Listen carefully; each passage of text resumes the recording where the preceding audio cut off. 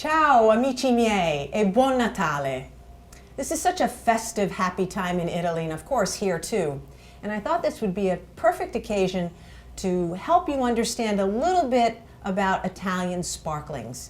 There's so many on the market today, so many great ones, and it can be a little confusing when you try to decide what it is that you actually want to buy and what you actually want to taste. So this afternoon I've invited Shari Sheffield to come and talk to us. Shari is an expert in wine tasting. She has a company by the name of James Daughters Wine Tasting Company. She's very well versed in wine tasting and particularly in Italian sparkling, so I invited her to come and join us this afternoon. Hi Shari, it's nice to have you with us. Thanks for having me. Tell me, I think there's a bit of confusion about the difference between Italian and French sparklings, or why Italian champagne and, why French champagne and Italian spumante? That's a very good question, and yes, often people get confused by the whole term sparkling wine and then champagne and then Italian sparkling wine. Well, think of sparkling wine as the large category. Champagne falls underneath that, and so does Italian sparkling wine.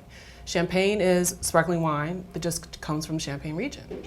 In Italy, we have two varieties of sparkling wine. It will be Asti Spumante, or it could be Prosecco. And they have little different ways they're made and little different grape in each of them, and but they're both fun and both sparkling. Well, not to get too technical, but I hear people talking about the classic method or metodo classico and metodo charmant. Could you tell? And I think that's a huge distinction that could help people when they're choosing a sparkling. Sure. The first method is after the méthode champenoise process, where there's a second fermentation process that happens to still wine, but it happens in the bottle. So yeast is added, and it eats the sugar, and it creates the bubbles. In the Charmant method, it's all done in a big vat, and then the sparkling wine is bottled. So the main difference is, with the metodo classico, or the classic method, the yeast is put directly in the bottle. Correct. Very easy. And with the Charmant, probably a little less expensive to do. Yes. The yeast is added before the wine actually goes in the bottle. Correct. Yep, you got it. Okay, great. Very good. So tell me, when someone's out wanting to buy an Italian sparkling, what do they look for? Sure. Well, like I said before, they've got two varieties most often in our area they're going to find on the shelf. One will be a Prosecco, which is made from a Prosecco grape.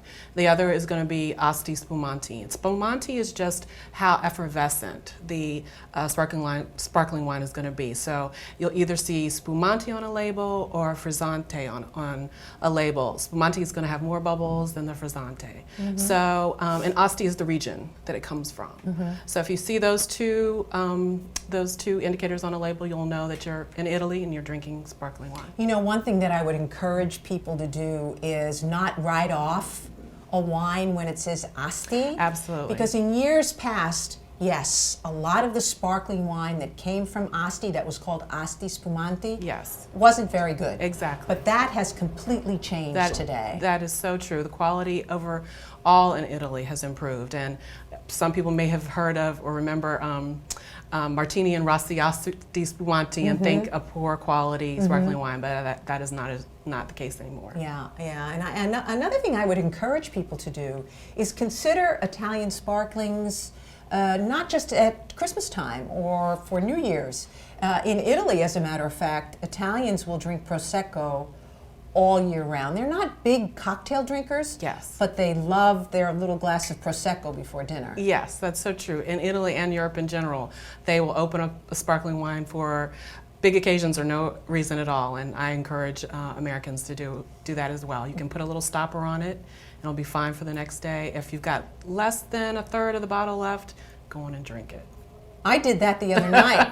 I was alone and hungry. I ordered some Chinese takeout, and I had a half a bottle of some of the ribolla gialla left. Yes, and yes. I had it with my Chinese food, Yes. and it was divine. It was fantastic. Yes, you So- bring up a good point about Yeah. sparkling wine from Italy with spicy Asian foods. That's a very good pairing. Well, I'm a little partial. I think Italian sparkling goes good with everything. I agree with you. Everything. I agree. Well, thank you. Thank you very much, Shari. I think Thank you. helped shed a little light on Italian sparklings and the difference between a Prosecco and a Champagne.